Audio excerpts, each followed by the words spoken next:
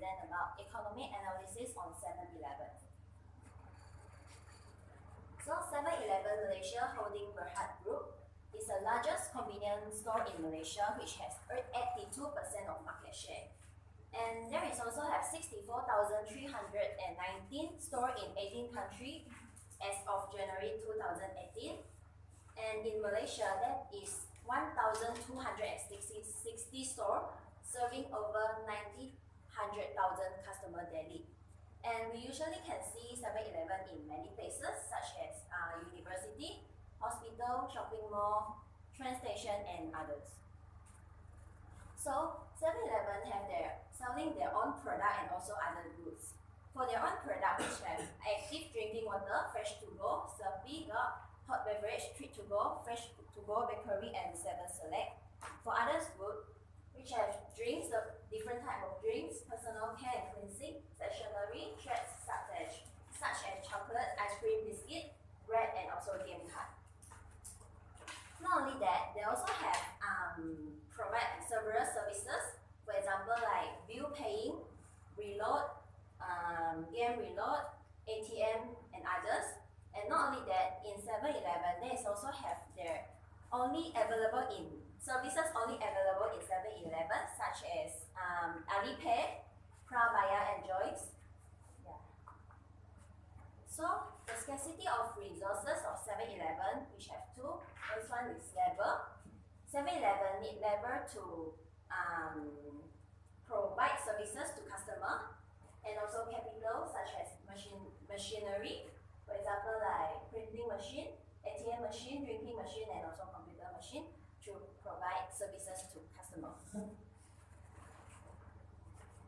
So there is 3 market players in 7-Eleven, which is firm, who provide goods and services to household, and households who provide services, and also competitor. So for the competitor, the first one is 99 Speedmart Sdn Bhd, which is the second largest convenience store in Malaysia, which have 1,020 stores, and their price are slightly cheaper than 7-Eleven, but their revenue are higher than 7-Eleven, which is 3 billion, and their operating hour is 10 to 10.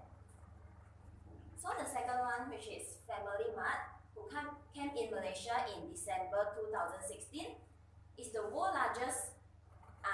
second largest convenience store. So the market recognition is quite high, and they also sell cooked food, which other convenience store doesn't have.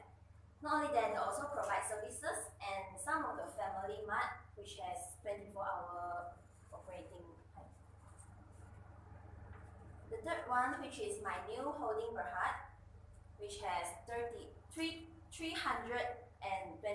million of revenue, and they also have some fresh food and several services. So for the substitute, what I have talked just now about all the competitors, it's might affect the demand of 7-Eleven if 7-Eleven increase or decrease their prices, because there are a lot of other convenience stores in Malaysia. But in certain place, it won't affect. For example, like MRT station, there is only one 7-Eleven store in the station, so it won't really affect the revenue of 7-Eleven. So all the services that 7-Eleven provide have successfully allowed the business to tap into the new market segment. So next, I'll pass it to Jin to talk about the next part. Alright, thank you, Mei Hong, and good morning to everyone. So my part, I'll be presenting about the industry 7-Eleven is in, the market structure, the steps to move from one market structure to another, and the challenges preventing it. So first is the industry.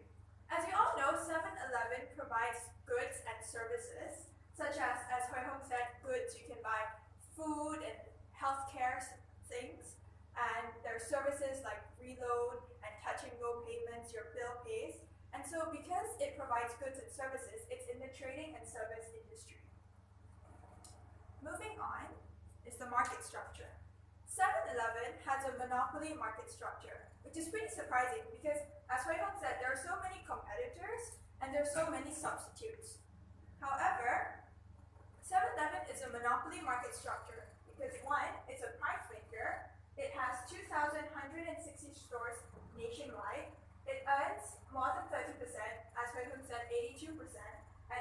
intellectual properties.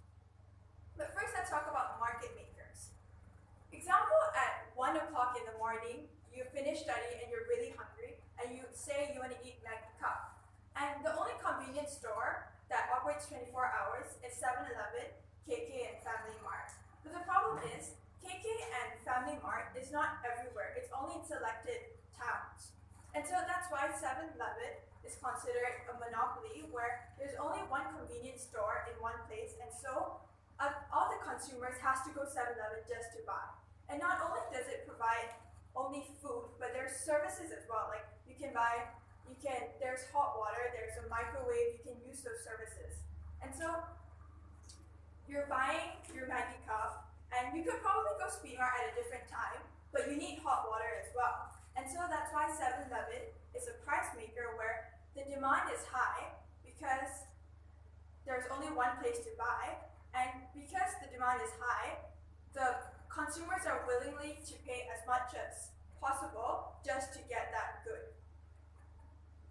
It has 2,160 stores nationwide, and so because of that, in some states there's no other convenience stores, there's only 7-Eleven, and that's why it's a monopoly market structure.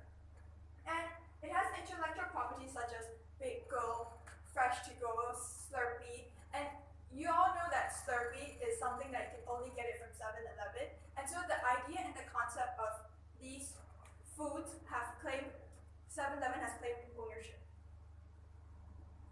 So, steps to move from one market structure to another.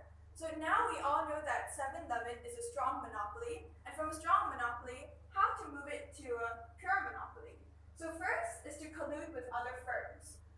7-Eleven can collude with other smaller firms such as Masura to be a bigger firm. And it can emphasize on the freshness of own product packaged food.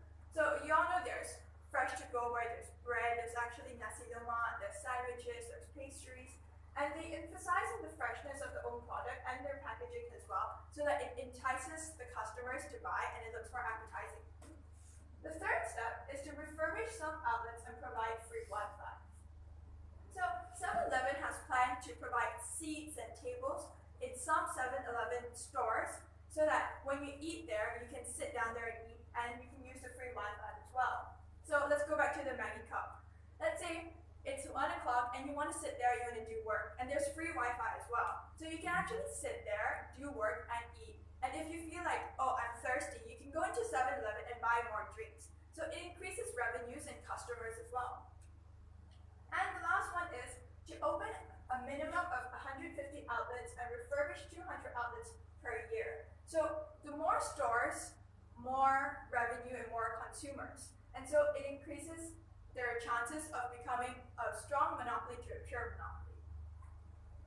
However, although 7-Eleven is the #1 convenience store in Malaysia, there are challenges that prevents from a strong monopoly to become a pure monopoly. Where one, the competitors, the outlets, there are more outlets of other competitors. Like if you see across the road, we have 7-Eleven and we have Speed Mart. So we all know that Speed Mart is a lot cheaper than 7-Eleven. And so when there's two competitors near each other, the consumers are more likely to go to a cheaper store than going to an expensive one when you don't need their services. And so because of that, 7-Eleven could reduce the consumers and their revenues, because the consumers are most likely to go to a different store that has cheaper price for their goods. And finally, the price itself. As we all know, 7-Eleven is more expensive because there's wages, because it's 24 hours, there's advertisement use, so they need money to be able to support advertising. And so because of that, the prices are more expensive. And as I said earlier, if there are more substitutes near 7-Eleven, they're most likely to go to the substitute, and so the revenue and the consumers will decrease.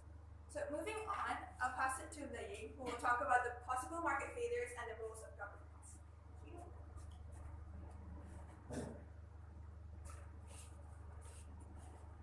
Thank you, Jin. Next, I'm going to talk about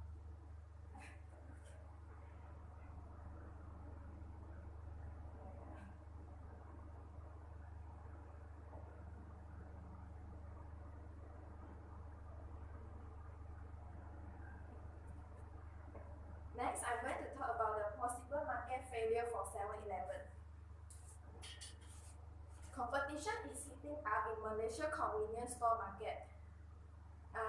Therefore, 7-Eleven has many intense competitors. The first competitors is Bison, which has the most outlet in Malaysia.